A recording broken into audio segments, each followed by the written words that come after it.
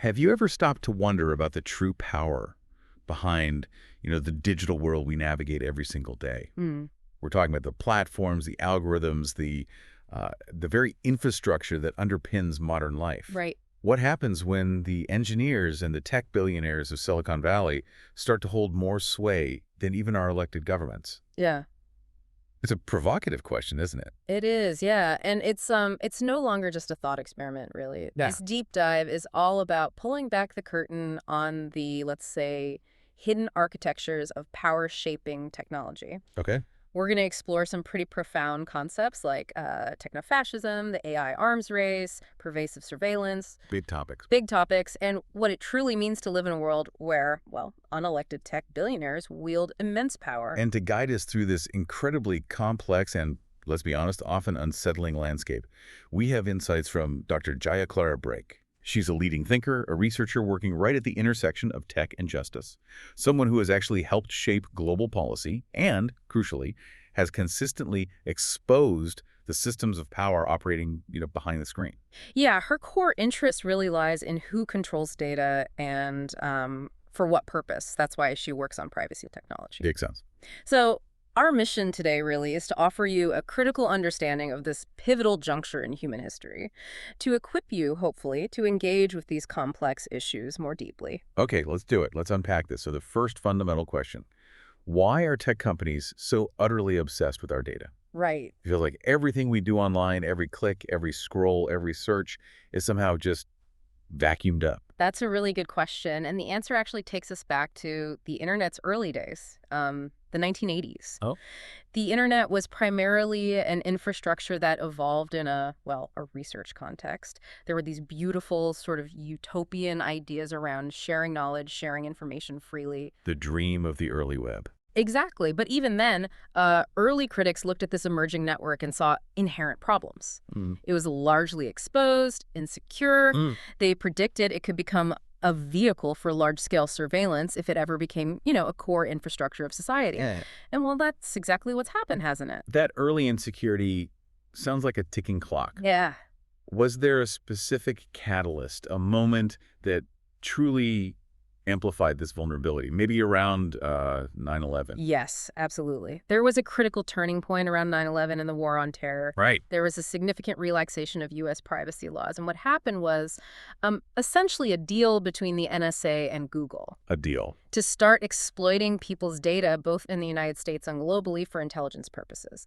This marked a critical moment, a very explicit collaboration between what we call the military-industrial complex. That nexus of defense and government. Exactly. Those powerful, intertwined interests and big tech companies. A real merging. So what started as a collaboration for intelligence gathering, this merging of national security and emerging tech, how did that blueprint evolve into the core business model we see today for all those free services? Precisely. Yeah, by the 2010s, tech companies were offering all these free services to gain massive user bases. We had everyone hooked. Get everyone on board.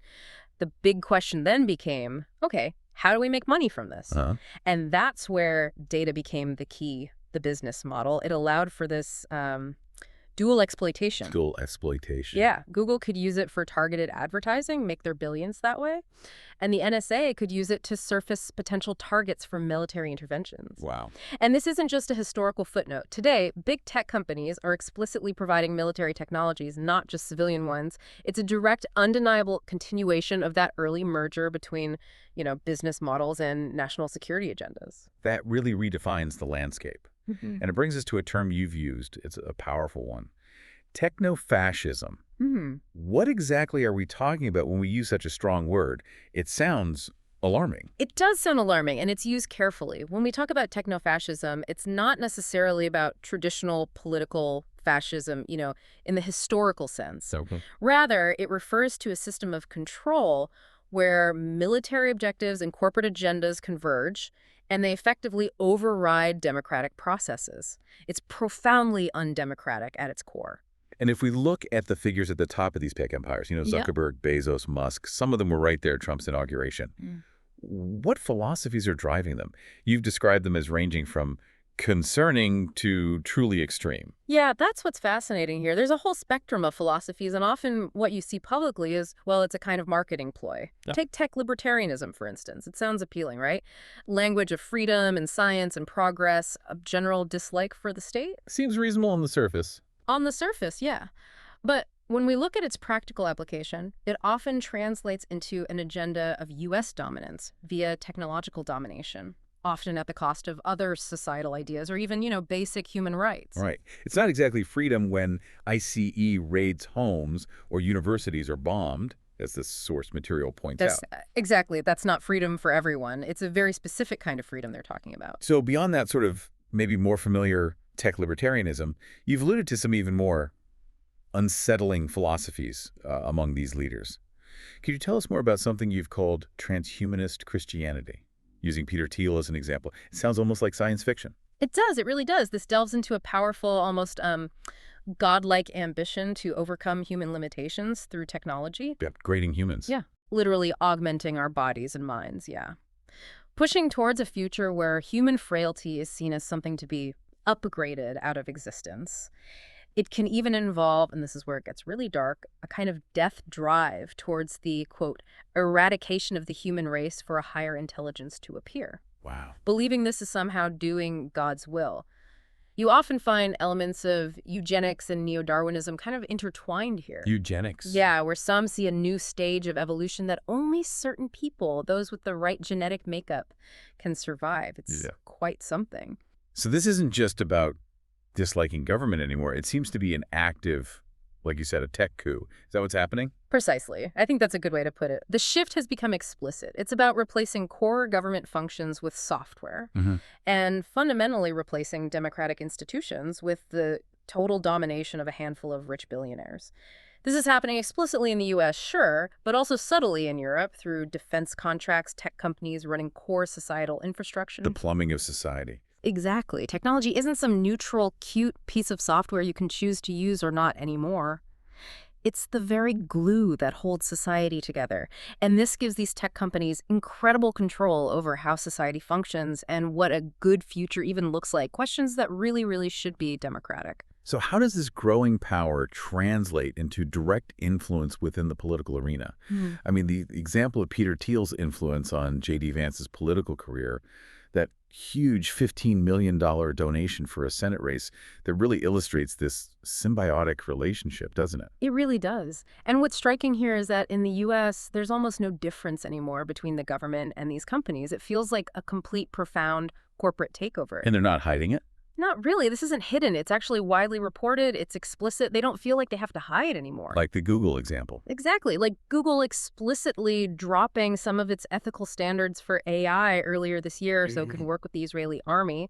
It's just out there. So the values driving this new power structure aren't about, democracy or human welfare, but things like American dominance and these Thiel-style transhumanist ideas, where humanity apparently shouldn't survive in its current form. You once shared a personal anecdote that really captured the extreme end of this, a moment you described as, holy shit. Could you share that? Yeah, that was a moment. It was during a discussion about how crypto markets play out, and someone quite seriously suggested that if you, quote, can't engage with markets intelligently, then you might not just be of the right genetic makeup to survive the next stage of evolution. Seriously?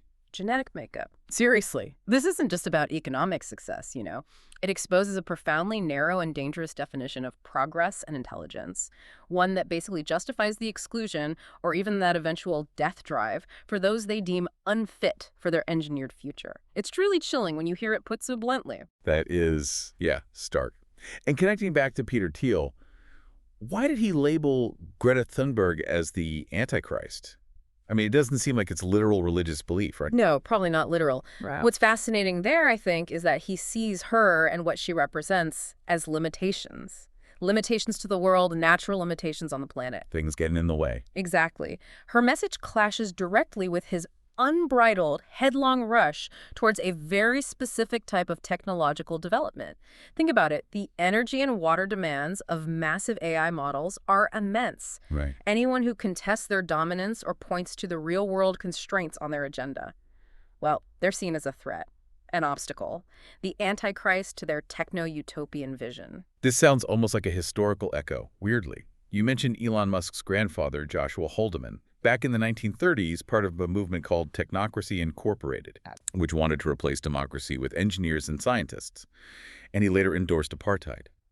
So how long has this engineer mindset been around, this idea of replacing human messiness with clean and rational code? Oh, it's a tendency that's been around throughout modernity, really. This engineer mindset sees politics as human messiness, something messy, irrational, that can be replaced by the clean, supposedly rational logic of code and objective sciences. Make everything efficient. Make everything efficient, predictable. But stepping back, it's really just politics by other means, isn't it?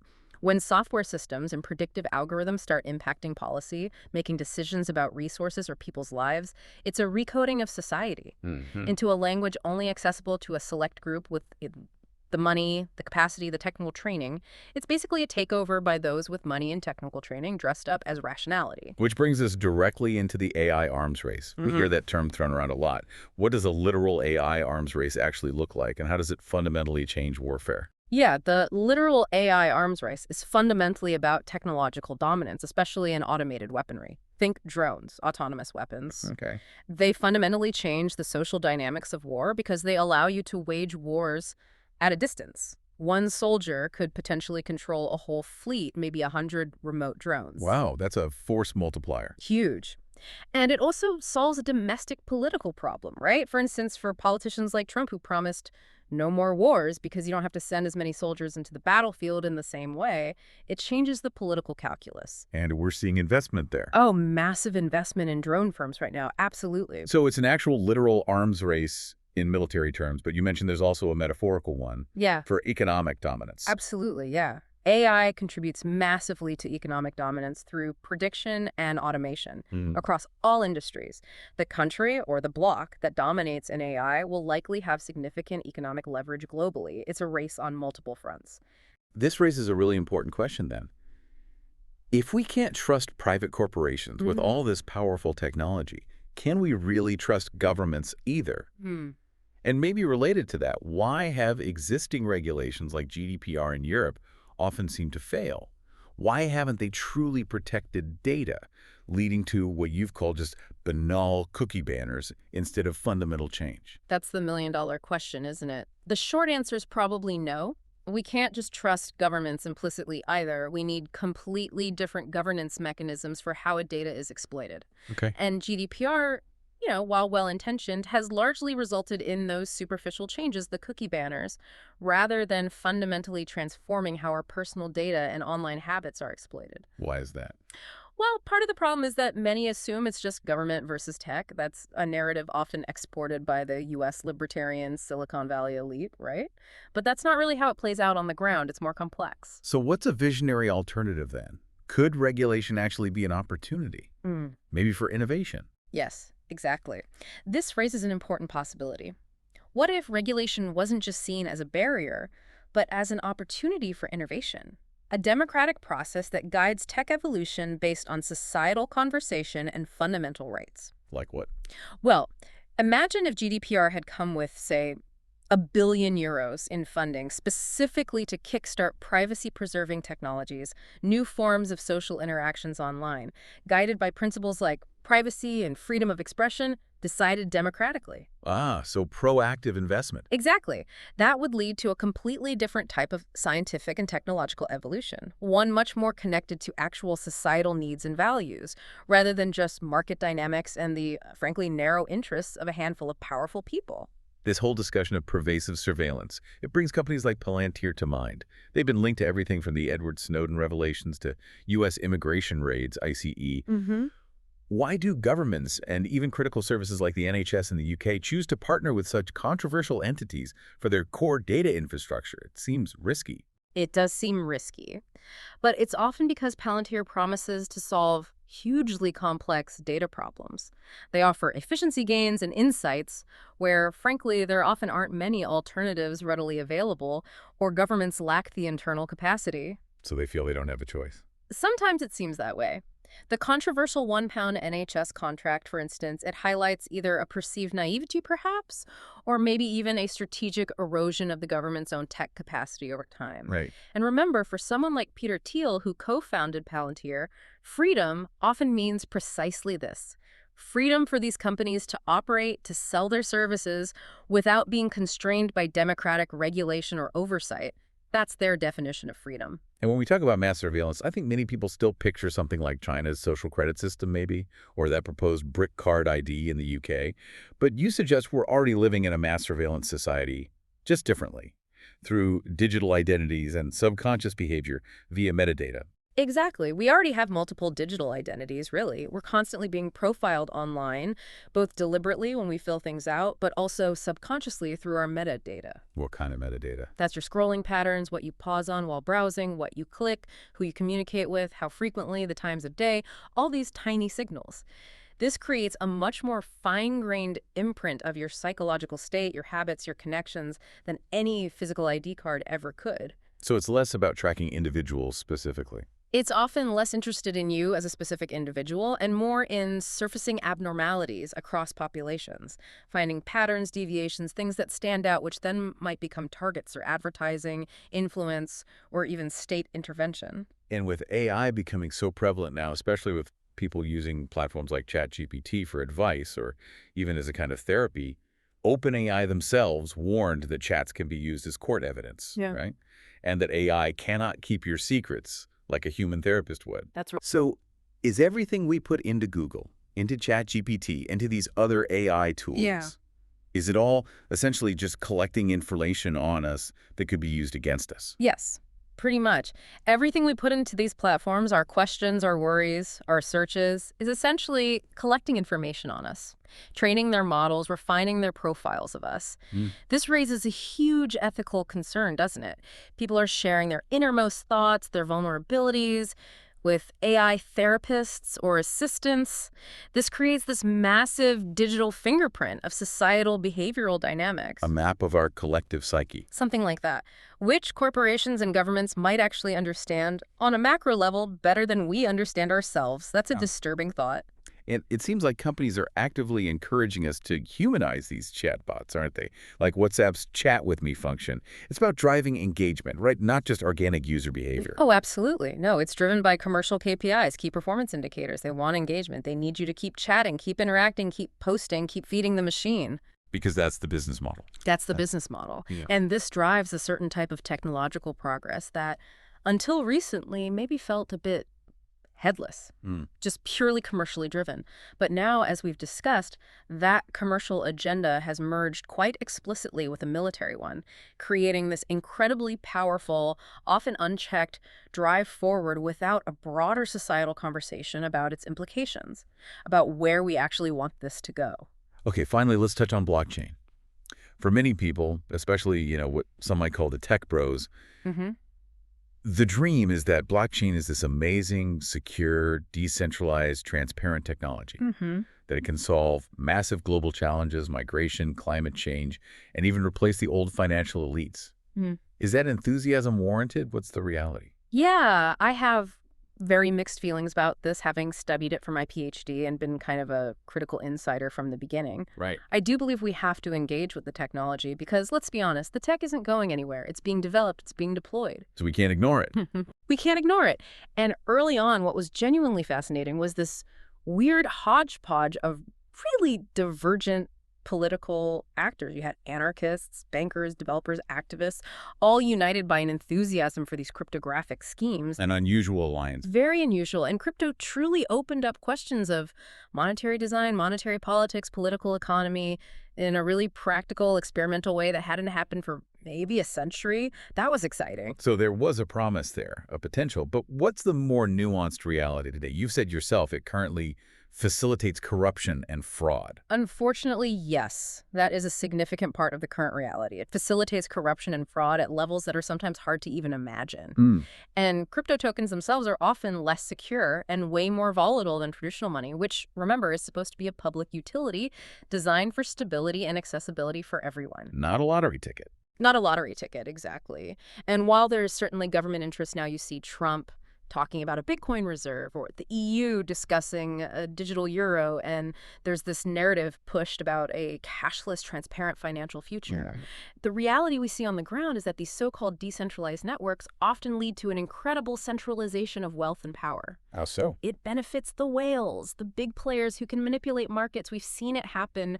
Musk or Trump tweet something and prices swing wildly. It's absolutely not a level playing field, despite the rhetoric. So, okay, we've taken quite a deep dive today into this really complex relationship between technology, power, and society.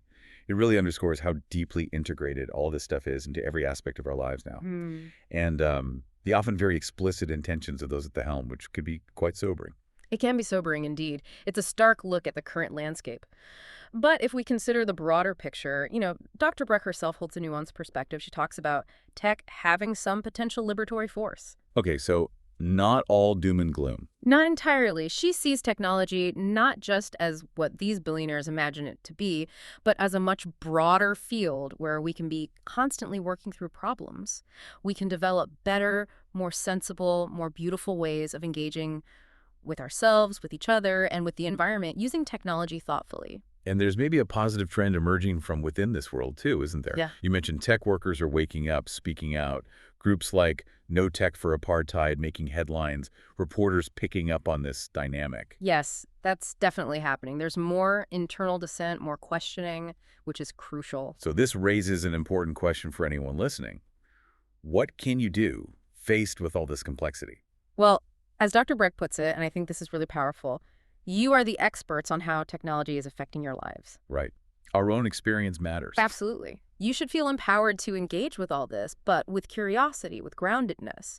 Don't just be swayed by the marketing material or the ideological agendas pushed by a select few, however powerful they seem. Your experience, your perspective, it's absolutely valid. It's important in this ongoing conversation. The future of technology isn't just being built by a handful of people in Silicon Valley. No. It's shaped by how you engage with and question the digital world around you. Every day, your voice matters here.